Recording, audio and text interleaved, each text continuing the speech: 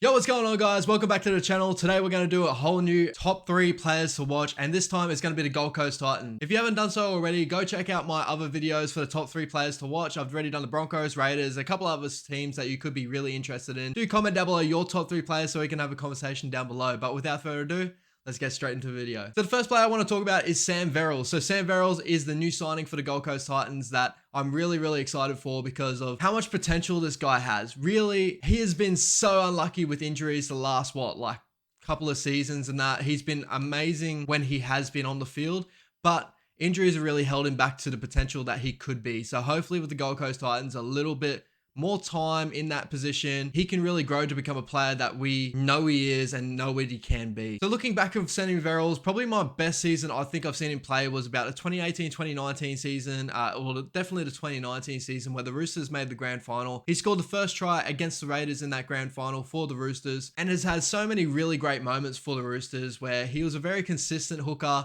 never really does anything too wrong, and he's got a little bit of spark from hooker as well. So I feel like this is the sort of player that the Gold Coast really need at the moment, and especially in a position that they really need. So they got a couple other players in that, but Sam Verrills is a bit more established and just a little bit more polished. I think the only problem that's going to hold back Sam Verrills is injuries. So let's pray Sam Verrills gets through a season and we come to the end of the season and say how great of a season he had and brought maybe to the Gold Coast Titans to the top 8. So who knows? I guess there's a little bit of a theme here, but these are the 2 new signings. So the next one I'm going to be picked is Aaron Schopp. So Aaron Schopp, I've watched him for the last couple of years and I've really enjoyed the way he plays. He was the center for the Bulldogs for the last 2 to 3 seasons, really young, growing into that position, and now has made the change to go to the Gold Coast Titans in my opinion, the weirdest time possible, especially when you get Viliami kick out and all that to the club at the Bulldogs. I think he just wanted new scenery. I'm not too sure what the go is there, but he's going to be on the outside of a couple of really good players as well with Beau Fermor, and that if he's going to be on that left side center, if he's going to be on that right side center, he'd be outside of Dave Fafita and that sort of stuff as well. So there's not too bad of real estate out there. I'm excited to see how he's going to go this season, especially because he's like a really nice mix of grit, determination, well defensive center that a lot of clubs need at the moment. And it's good to see the Titans out of all teams to pick up a really nice defensive center. Paddy Herbert is another player that I rate highly on the defensive end. But I think Schopp has just a little bit more upside in attack. So last year he played 19 games, scored 6 tries within those 19 games, held about an 82% tackle efficiency, which is not too bad, definitely in the center position, and averaged 128 meters per game. I think the biggest one with Aaron Schopp that we all know is how he actually contended with some of the best centers in the competition. He went up against Katoni Staggs and players of that sort of talent and held his own. And it was really good to see that out of a player that's been growing for the last couple of years. And you have just seen this potential in him. You're just waiting for him to grow. And hopefully within the Titans system, he can continue to get better ball, better service than that. It's going to be weird because, as I said before, it's weird for him to come from a system like the Doggies, where they're just growing and they're just getting players together and all that sort of stuff, but they're going to go to the Titans. I think attack-wise, the Titans have always been a great attacking team. They've always put points on the board, and defense is where they're lacked. So this is where Aaron Schopp is going to make the change, and hopefully the attacking systems in the Titans really help out someone like Aaron Schopp and continue him to become one of those breakout centers next year. The last player I want to talk about is someone that I hold highly. I think he's one of the most unappreciated players in the competition, and that is AJ Brimson. So there is chat out there. I saw news on Instagram the other day I think it was on Clarkie's column that they're looking at AJ Brimson at fullback this season. Jaden Campbell playing 14. I'm not too sure.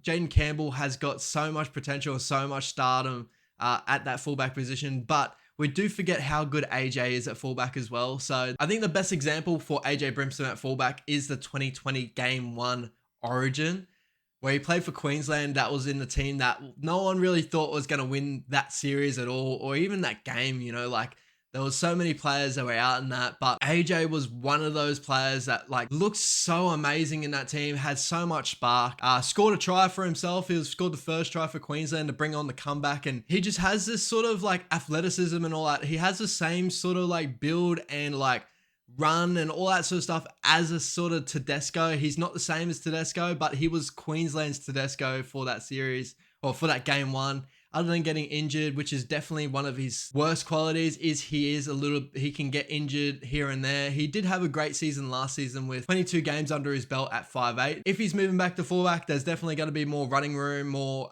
room for him to move. Obviously, hopefully he'll get his stamina back up there, but he won't have to do all the big tackles and get in the line the way that he was at 5'8". But here's a couple of stats if he was to play 5'8 this season again. Here's a couple of stats last season he got at 5'8. So he was an 87 tackle efficiency, which is amazing in the front lane for a fullback turn 5'8".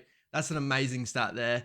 22 try involvements, which is a great stat that I got from Rando, the stats guy on Instagram. Go check him out. Amazing. 15 try assists, 13 line breaks, 11 forced dropouts, and an average 117 meters per game at 5'8". So he's not going to get as much running room at 5'8", especially there, but his footwork and all that created so much opportunity on those edges. And when I see him playing fullback for the Titans next year, if he does get the fullback role over Jaden Campbell, which for me is a really tough one because I rate Jaden Campbell so highly as well, but that team just is so unstructured where like who they're going to put halves and stuff. So the word is, what I'm hearing, right, is they're going to go Tanner Boyd and Kieran Foran in the halves and then have AJ Brimson at fullback. I'm pretty sure that's what Clarkie's column came out with. If they do go that way, I'm really excited for the season Brimson's going to have, because I think Brimo is one of the most consistent. Like, he is so good at fullback. I rate him so highly. If they don't go for that this season and go with Kieran Foran, AJ Brimson at halves, and then Jaden Campbell at fullback, I think that's just as good as well.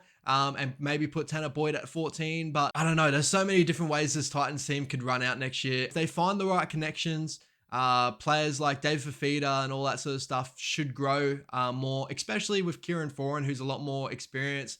I just pray to God that Kieran Foran stays healthy for a team that's not the Seagulls, especially as a Warriors fan. I remember him being at the Warriors and being so excited for him that season, but injuries really holding him back. So really hope that he has a good season there. All right, guys. So if you enjoyed this sort of video, do like and subscribe down below. I appreciate every single one of you guys tuning into my videos and commenting and all that sort of stuff. It's such an amazing time, especially being a content creator or just starting out the content creating, and everyone's actually really enjoying my stuff. So please comment down below your top 3 players. I love to have conversation down below. Sorry that I didn't get to post last week. It was a crazy week back at work, first week back. So I just took a week off. Now we're back in the grind of things, got my rhythm down. I'm back on night shift. So I can do these videos during the day and then go to work at night and try and grind my life away. But again, appreciate every single one of you guys tuning in. Next week, we're going to do another top 3 players. I will keep it a secret who is going to be next week. Should be a cracker. And I want to do a little bit of a UFC preview on the new main event coming up this week, coming on Sunday. So do tune in for that one. Again, if you enjoyed this, like, subscribe. Take it easy, guys. Peace out.